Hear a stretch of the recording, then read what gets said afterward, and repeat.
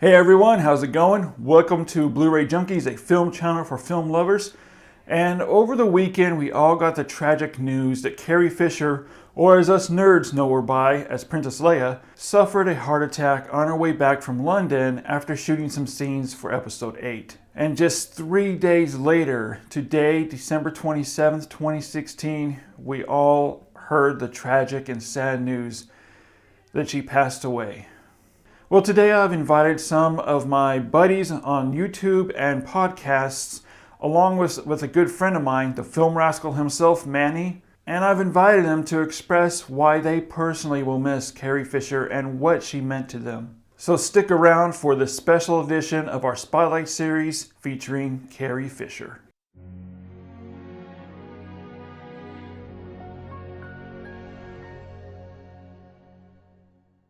Carrie Frances Fisher was born on October 21st, 1956 in Beverly Hills, California, to singer-songwriter Eddie Fisher and famed actress Debbie Reynolds. Obviously, Fisher grew up in the business, and at age 19, in 1977, she made her feature film debut as Lorna in Shampoo. But it was her iconic role as Princess Leia in her second feature film that just skyrocketed her into stardom for the next 40 years. She beat out over 1,000 other actresses for the role of Leia.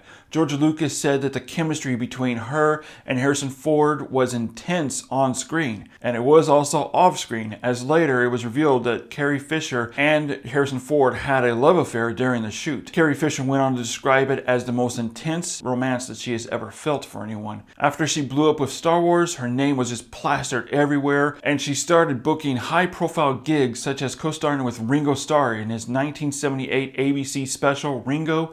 Next, she starred in the ABC TV movie of the week, Leave Yesterday Behind, where she played a horse trainer who helps John Ritter's character after he becomes a paraplegic in a horse riding accident. It was one of those corny, made-for-TV movie of the week movies. Fisher also starred in an anthology series with Laurence Olivier when this tragedy happened. This holiday is yours, but we all share with you the hope that this day brings us closer to freedom and to harmony and to peace. And yeah, that kind of speaks for itself. Wow. But after that debacle, she snagged a movie role playing the role of Jack's ex-girlfriend in the brilliant, hilarious comedy John Landis' masterpiece, The Blues Brothers. Good to see you, sweetheart. To obtain the 7 limousines for the wedding party, my father used up his last favors with Mad Pete Trullo. So for me, for my mother, my grandmother, my father, my uncle, and for the common good, I must now kill you and your brother. And then, the same year, 1980, this came out.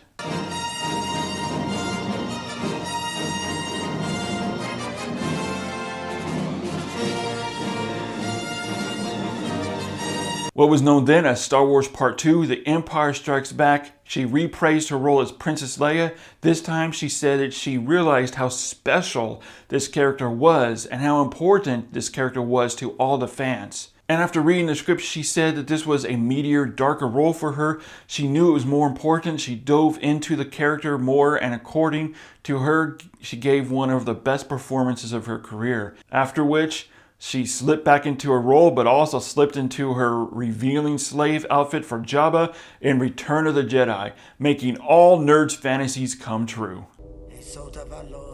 And you will be rewarded. Carrie Fisher was, of course, less than thrilled when Lucas presented the outfit to her. She said she thought that he was joking, but then when she found out that he was serious about her wearing this outfit, she felt very nervous about it, obviously, and voiced her opinion to Lucas, saying, "I have to sit in this outfit for hours, cold, half naked, and to top it off, I'm spooning with a giant slug," and told Lucas that she would never do anything like that again. And that's Carrie Fisher for you guys. That's her type of personality. She didn't take crap from anybody.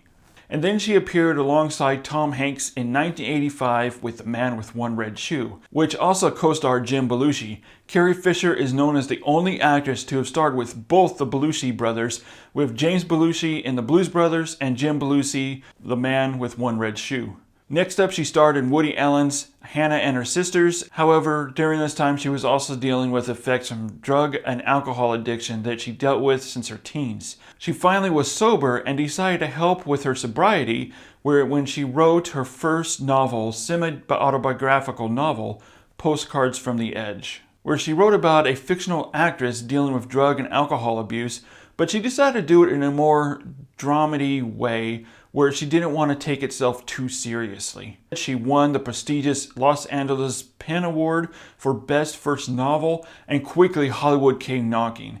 She optioned it to Columbia Pictures, and it was made into a feature film with family friend Mike Nichols at the helm, and starred her friend Meryl Streep in the title role. Help me. Postcards from the Edge. Help me. Oh. But Carrie Fisher had one demand, that she would be the one to pen the script and have final say on the shooting script. Since the material was so close, so personal to her, she didn't want someone else coming in without having experienced that and mess it up. The film was released in 1990 with huge critical acclaim, and it was a huge box office hit. But prior to that, in 1989, Fisher scored a juicy supporting role as Maria in Rob Reiner's classic When Harry Met Sally, next to Billy Crystal and Meg Ryan. And next up, she again co-starred with Tom Hanks, this time playing his wife in the box office bomb, but today it's considered a cult classic and has a pretty big following, Joe Dante's The Burbs. She called working with both Hanks and Dante as one of the freshest and best film experiences of her career, next to When Harry Met Sally. She also did a box office dud of Drop Dead Fred, and I kind of put this and Drop Dead Fred together,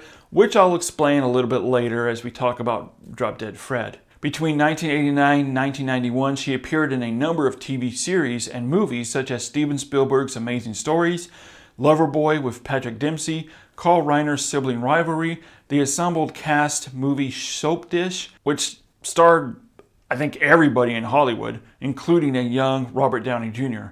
And then came along a role where her and Phoebe Cates starred as sisters in the film dud, voted one of the worst movies ever made, Drop Dead Fred. Carrie Fisher said that she originally took the part because it sounded like a fun little quirky dark movie, but after it was released, she said she tried everything to really forget about that role. Mr. Pooh!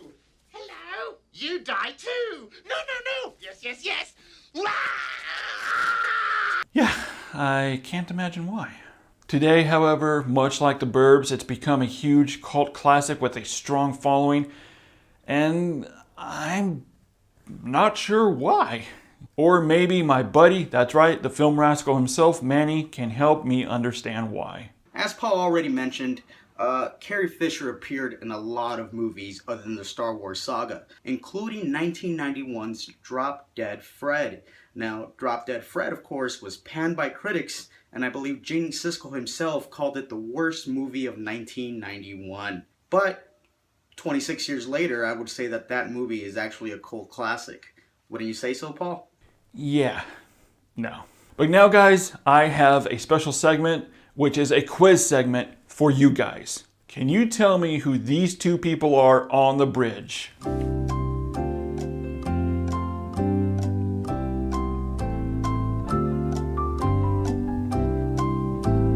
Give up? That's right, Steven Spielberg had Carrie Fisher and none other than Spielberg's best friend George Lucas as a cameo as the kissing bridge couple in 1991's Hook. Fisher and Lucas both did this as a last-minute favor for Spielberg. And the cameo thing must have really rubbed off because she had a huge string of cameos.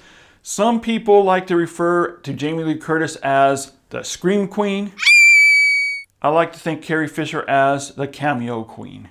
With just a string of cameos and guest appearances from episodes of Frasier to spots on Dr. Katz, Sex and the City, Smallville, Family Guy, The Big Bang Theory, Weeds, 30 Rock, Entourage. She also had cameos in Austin Powers, Scream 3, Heartbreakers. She played a nun in Jay and Silent Bob Strike Back, the movie remake of Charlie Angels, along with many other cameos and guest star appearances. And it wasn't until Carrie Fisher was approached by none other than J.J. Abrams, and in 2015 she stepped back into her iconic role as Princess Leia.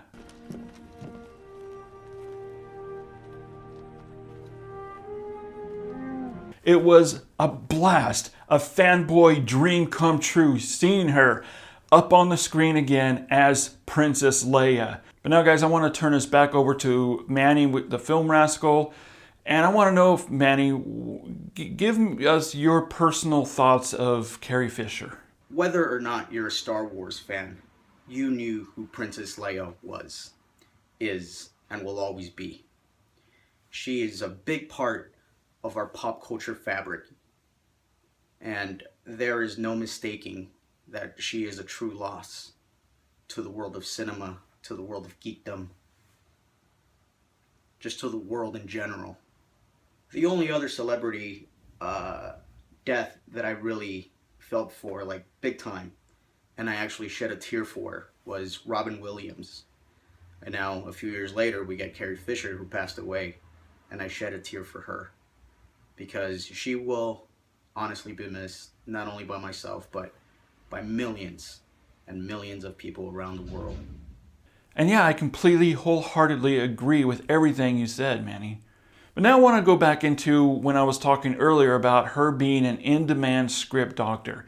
This came from her penning postcards from the Edge. She was a natural at writing, and a good writer. Movies such as Lethal Weapon 2 and Lethal Weapon 3, the Young Indiana Jones series, Sister Act, Hook, The River Wild, The Wedding Singer, So I Married an Axe Murderer, Ghost, My Girl Parts 1 and 2, Scream 3, Kate and Leopold, Coyote Ugly, Intolerable Cruelty, Outbreak, Last Action Hero, and countless others. George Lucas also asked her for help in writing Star Wars Episode 1 through 3, and she was never credited for any of the films. She said she was perfectly happy with it, and she didn't need her name plastered on the movie. Now, during this time between movies and scripts, she still found time to write novels. Between 1987 and 2016, she wrote over 10 novels, all which became bestsellers and won different awards. During this time, she sunk back into drugs and alcohol and suffered from severe depression. Between 1990 and 1998, she was in a few different rehabs and also institutionalized twice for suicide attempts. And honestly, guys, unless you've been there yourself or know somebody close to you that has, you really can't understand what that's like to go through something like that.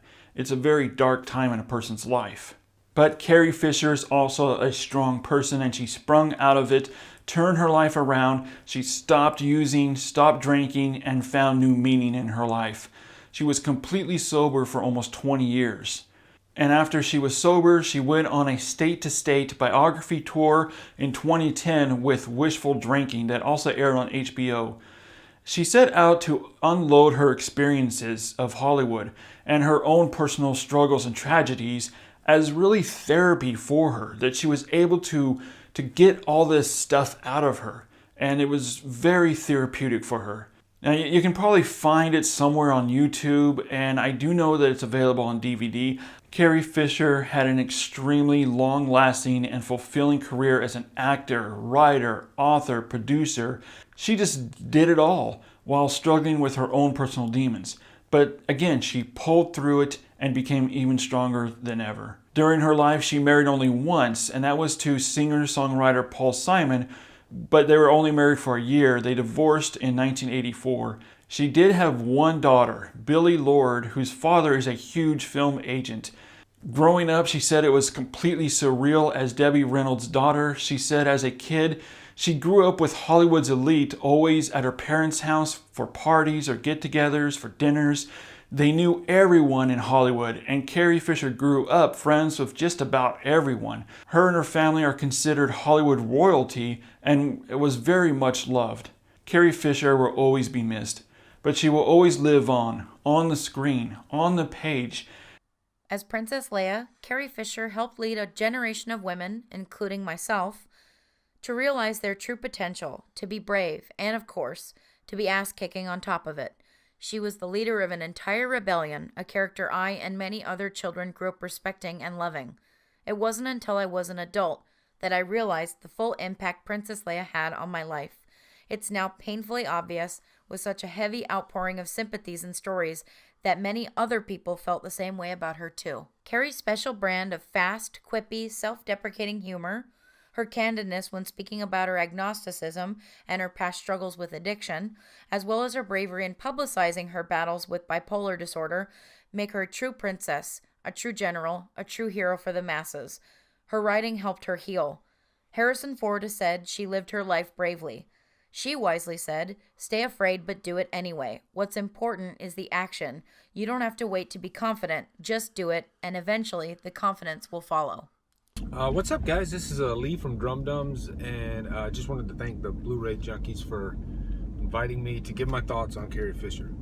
Now, the one thing that I really loved about Carrie Fisher was how free-spirited she was, how intelligent she was. And I remember watching Empire of Dreams, the Star Wars documentary about the original trilogy, and I found her to be the most interesting out of all the people that were interviewed, because she didn't really care. She was candid, and really she was hilarious. And I don't think we realized what a gift she was until now that she's gone, because as you can see, Twitter, Facebook, everybody is just heartbroken right now, just exploding with emotion because of her passing. You know, I'm sad right now. Everybody's sad right now.